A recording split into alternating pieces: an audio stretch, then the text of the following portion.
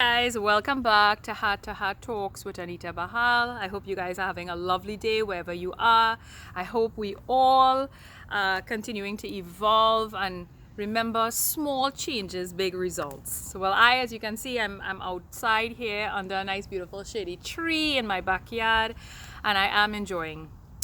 Today, however, I want to talk of a very, very, I would say, very tender,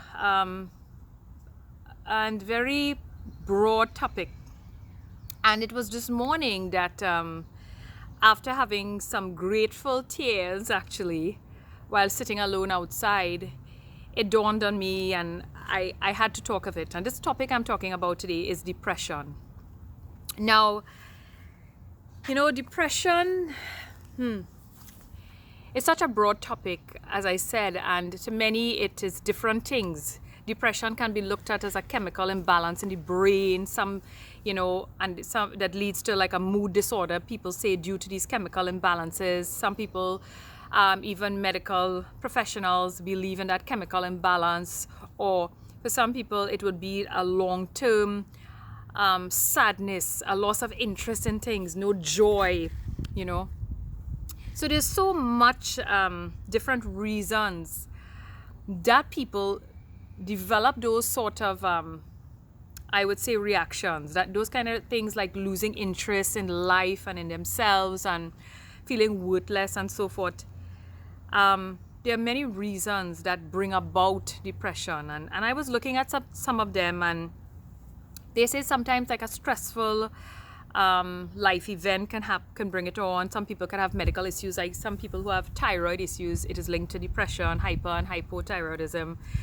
Some people take certain medications, and like some people actually are going for therapy and they are taking medications, and when you read up some of the side effects, anxiety or even suicidal thoughts and so forth, that actually could even lead them to feel guilty and have depression. So it sometimes could be cyclic, trying to get better, but then we get worse. So depression is a very broad topic, as I said, and one of the reasons I decided to speak on it is that not only have I been exposed and have experienced depression myself, and have friends who have and had experienced it, whether it be after having a child, as in postpartum depression. This depression thing is real. And I mean, some of us want to pretend it's not there, and it's huge. It's affecting so many lives today, and I think I want to think that it is even more prevalent today than ever before. And it was this morning, as I said, I was sitting down with grateful tears because I had known some of these symptoms, like losing that drive for life, losing that zest, not feeling happy, losing interest in the things that I love to do, like dancing and singing and so forth. Just feeling robotic and just existing, going through the motions. And it was actually, I made a call to one of my friends. I messaged her, I believe. And I was asking about her family. And then I asked about her brother. And she told me that he committed suicide, And it hit a really soft spot in how common suicide is getting. I have had friends that went to school with me in elementary school who have committed suicide, and we can question so many things and wonder why, and we can be next to the very people who are depressed and not even know. So it is so important, to live in awareness, to be aware that depression is real, and even though some people may not be diagnosed with depression, because some people are able to lose interest for a time because they may have been going through, as I said, a breakup, or they may go through a divorce, or they may go through death, or some life-changing experiences, but they are able to bounce back. But some people just spiral down. And I am not here to judge anyone. I am not here to hurt anyone. I am here to tell you that when I read about the depression and I look at it, everyone is susceptible to go through those changes, those changes of losing interest, those changes of feeling worthless and so forth. We are all susceptible, but we have to put effort in ourselves, and we have to help the youths and help the younger people to have the tools to face life challenges. And I want to say that a lot of times people look and they see, well, he's not working as physically hard as I am or whatever, and they think they are not tired. And I want to say mental exhaustion is real. When people keep thinking and overthinking, it drains you. You feel exhausted. And a lot of people who undergo depression talk about being fatigued, not being able to concentrate, having guilty feelings. And if they're overthinking, sometimes they cannot sleep. They are restless. They get pains in their body, because a lot of them, they isolate too. They not only feel lonely, but then they do what is counterproductive, which is not any fault of theirs, but they tend to isolate themselves from the world too, because they just feel like they don't fit in anymore, and they have this persistent sadness. And I want to say here today that I too definitely had so much of those symptoms. And yes, I was diagnosed with hypothyroidism when I was 19 years old, but I kept myself busy, I would say, trying to focus on career and family and kids and whatever. And probably because of all the distraction and my busy life, I didn't, I would say, probably have time to go down that well, that I always had some sort of goal or aim or duty. But to be honest, it was underneath there. It was there. It was happening, and I didn't acknowledge it. In fact, when I reflect now, something that you may not know, when I was in my teenage years, I remember writing over and over, I hate myself, I hate myself, I hate myself. And it was many different reasons, I remember staying home from school in one of my classes for 30 days, feeling that I didn't fit in, feeling worthless, feeling unloved. And I want to say it is no one to blame, but definitely when we see signs like that, like someone feeling worthless, someone not smiling as they used to, someone withdrawing themselves, whether it be a friend, please be on the lookout. And it's not that you want to empower them to keep feeling that way, but you want to help them with tools so that they can change their lives. Sometimes they are drowning and they feel there's no way out. And many people, they say suicide is selfish, and we have so much dimensions of opinions. But I like to say at that point, I don't even think the person can see beyond their nose. I mean, like they're just so trapped in this world, in this world of their own, and all the pain and all the worries and all the worthlessness and guilt and whatever they are feeling that they are carrying. And it's so sad that they feel that there's no way out. And I want to say here that there is a way out. But before this particular video that I'm doing on depression, I want to talk about ways that we can, that we can help ourselves, and ways that we can help our friends and our loved ones and our home, because remember, it's about setting our home straight. And now with this pandemic, it also, it adds to mental health, because hugs and kisses and love and affection and meeting people, being close to others also has been taken away. And it's very important now to acknowledge that mental health is so important. And as I said, this particular video on depression is, whether you have been diagnosed with it, diagnosed with it or not, whether you have gone to a therapist, whether you know to yourself, I want to say there's no shame, When I was growing up, I did have contact with some people and that definitely had mental issues, and I would see to some extent they were isolated, and I think that's very terrible. and I don't want to say terrible. I guess the people didn't probably know how to deal with the situation. I just want to say it wasn't empowering for that person, you know. And now I think both parties, the person who is depressed and the other people around that depressed person, need to learn how to deal with the situation. So one of the things about, I want to talk about being on the side of depression, and even though it's only after having breast cancer actually that one doctor thought that I was depressed because I would want to sleep in all day, and at that point I don't even know if it was depression. What had happened at that point, I had just lost the zeal to live, because I had these goals of when Safras would be coming out of studies and our family would be together, and all these ideas in my head that I wanted life to be a certain way, and it didn't happen like that. And I just sort of like had given up after, you know, all those years. But I want to say to you, prior to that, in the years living apart from Safras, I definitely had lost a lot of zeal. I lost the zeal to even I don't know, just to have fun, just to laugh really.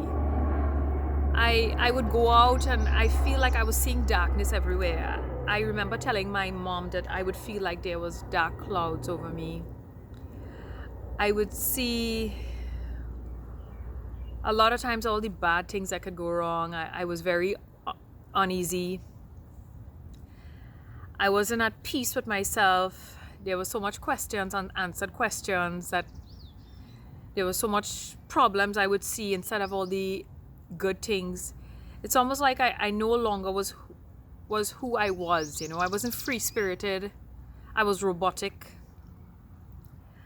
And I really don't know when it happened, from going from being able to deal with all that was coming at me and just slipping into that well of darkness.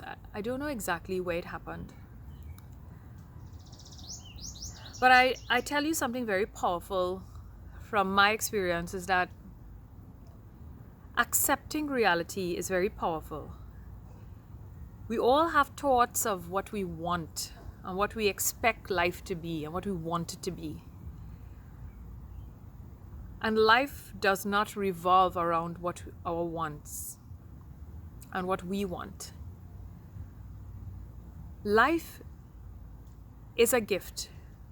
Life is a series of ups and downs, challenges, beauty, laughter, sorrow, so much stuff, you know. And we have a range of emotions, and what we need to do is learn to accept all, you know, be aware of it, but also be aware of how we are responding, be aware of our sadness if we are spiraling down, be aware of our thoughts. So I don't know how many of you are aware of your thoughts. Some people just, as I said, are on autopilot or robotic. And I had become robotic, just like doing everything from a place of duty and not a place of joy, not a place of gratitude. I mean, that immense gratitude that fills up your life, you know. And I cannot blame my depression on anyone. In fact, I wish I had the tools. I wish I was more empowered.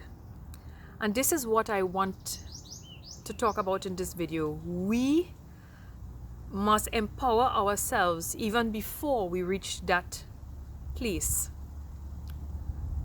I mean, from my little bit of religious knowledge, I would remember that it was said that if you kill yourself, this beautiful gift that you have, you know, you would not, you know, unite with that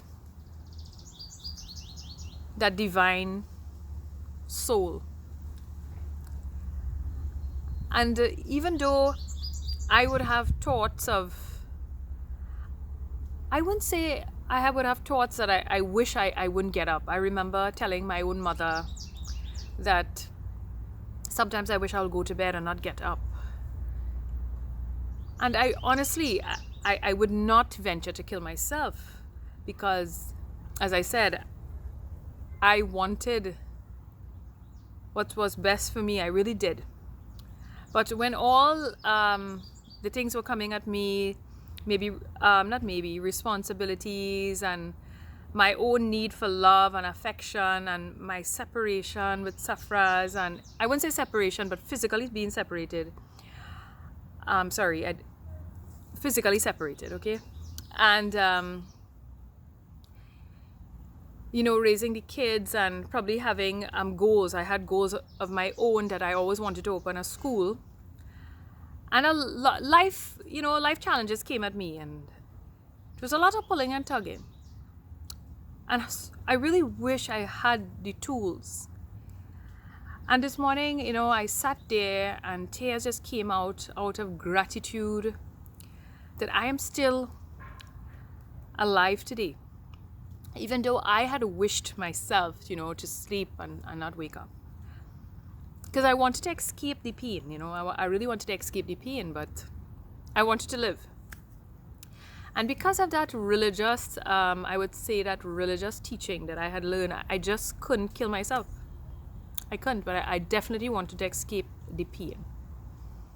So many people are in pain today, and they don't know how to deal with it. They don't know, where some of them think, it's shame to reach for help. And if I could go back and talk to my younger self, I would definitely seek courses. I would seek ways to empower myself, yoga, meditation. I would seek the happiness course from the Art of Living. I would really seek, And now that we have so much, on the internet, and there's so much ways of communication, believe me, it is not shameful to feel sad. It is not shameful to have depression. It is not shameful to reach out to somebody. It is not shameful to cry.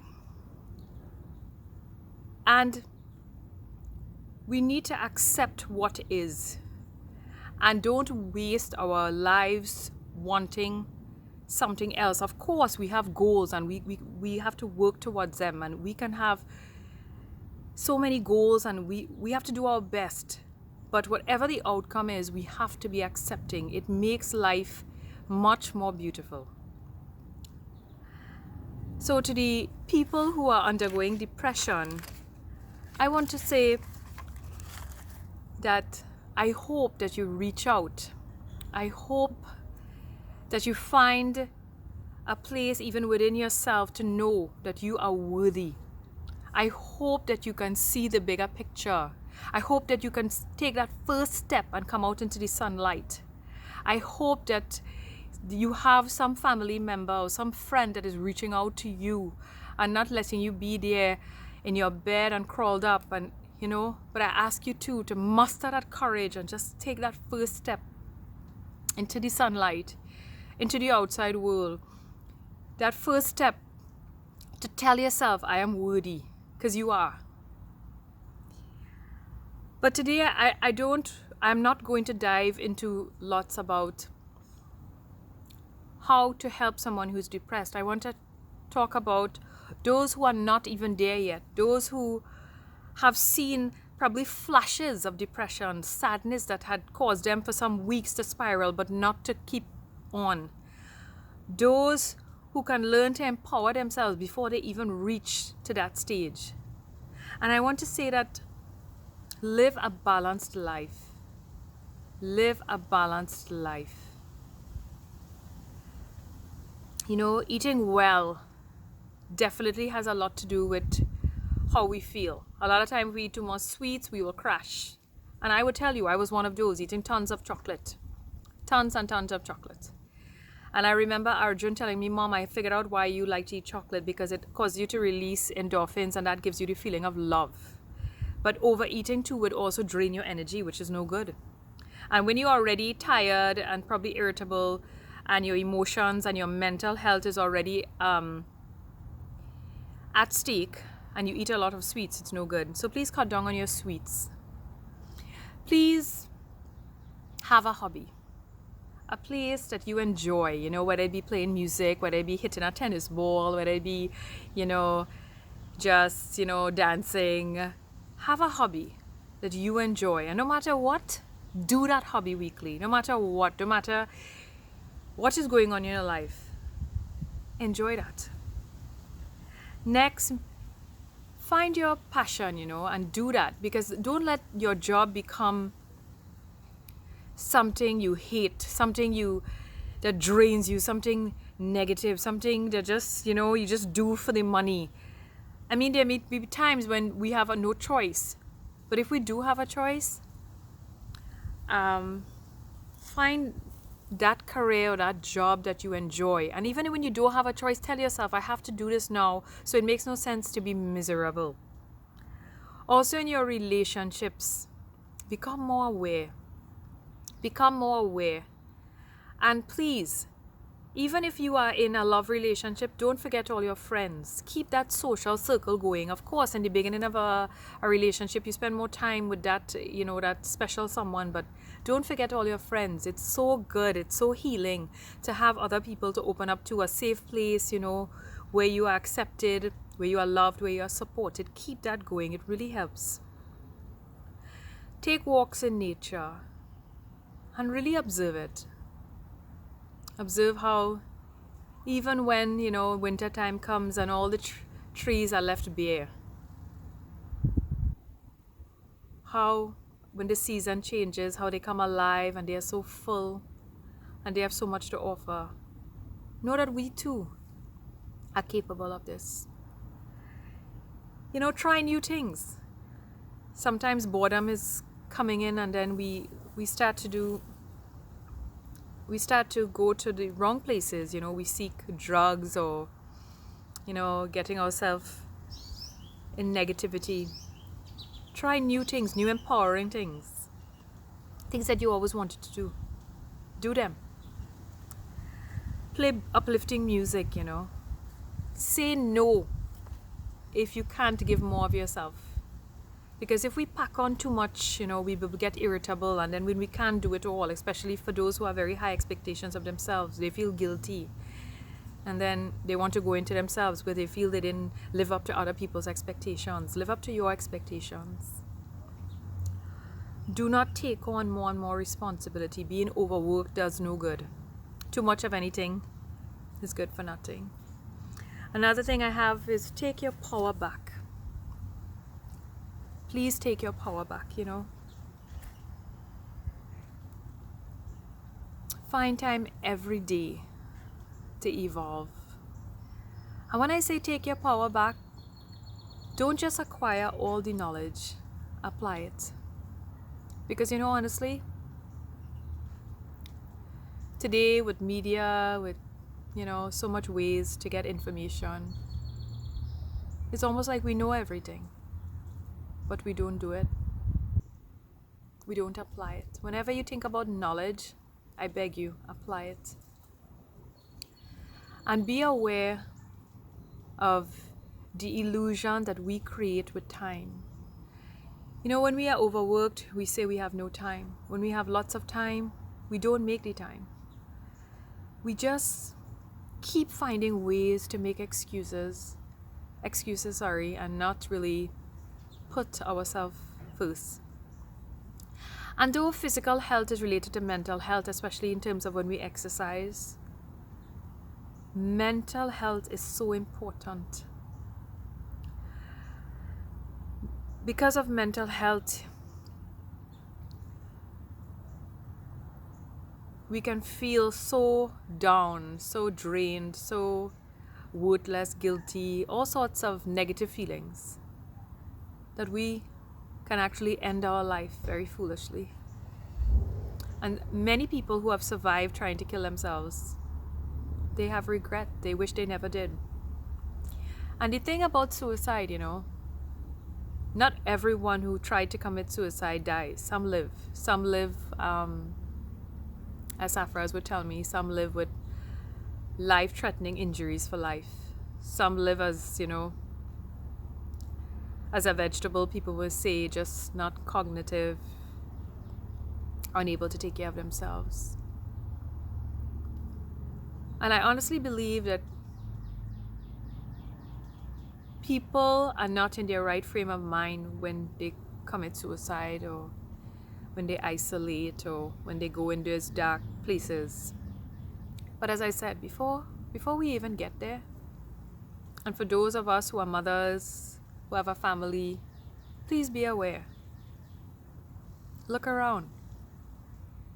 Get your family going. Motivate them, to come in outdoors. And really, really reach out. So many of us today, are on our phones so much that I don't even know if we even see the faces of our loved ones. Our loved ones, sometimes in their own world, and we are not seeing the changes that are happening right in front of us in our own homes, because we are too busy on our phones. And that's sad. Communication is not there. There's so many things happening, and you see, before we reach to that place of having to deal with someone who is depressed, we need to have open lines of communication. And as I said before, it is no shame. To be honest, only today I was talking to my eldest son, and I told him I don't see the spark in his face recently. I don't see that joy in his face that I had known. And I was so aware of it. And I didn't really think too much of it, but we had a nice talk, and he explained to me, that right now, he doesn't have as much goals as he usually would, or he's not in school full time, and it's almost like the less he had to do is the less he was feeling like doing, I guess, being at home indoors. And of course, they're going for walks and stuff, but it's not the same, not being able to meet with friends, and not going and play his sport that he would like to do, his squash and so forth, is actually affecting him. I see it in his face. I don't see that joyousness in his face. And for those who don't know, there's so much to see from non-verbal interaction by someone's face. So just know, this video is not to blame anyone. If you didn't see depression coming in your house or somebody, it's not your fault, But what I'm saying, we all need to wake up. The people who are depressed already sometimes cannot see beyond, as I said, that dark world. It's like a dark cloud blocking the sunlight, and they are under that dark cloud. You are not under the dark cloud, so they are not getting any sunshine, but you expect them to look up and see the sunshine, but the dark cloud is there. And that's how I used to be for a long time. Of course, I was able to put myself together for duty, to teach, to laugh, and that's why I used to love teaching so much, and that gave me purpose. So I was lucky to have a job where I used to enjoy. But with time and with keeping up with the things, everything, as I said, it clearly was building up, and I didn't know that when that shift happened, and I was experiencing a lot of darkness. Anyway, the point is, I just wanted to share those little points that I ask you before we even dive. I will have another talk where I will hopefully have Dr. Safraz Mohammed talking about if somebody is already depressed, what we can do. And I also would share some tips on that. But for now, before we reach there, as I said, mothers, family members, fathers, children, siblings, please be observant of your surrounding. Please try to incorporate these things, new activities, sports, socializing, at least with the people in your house, saying no, not being overworked. Try incorporating yoga in your household. There are so much things online right now.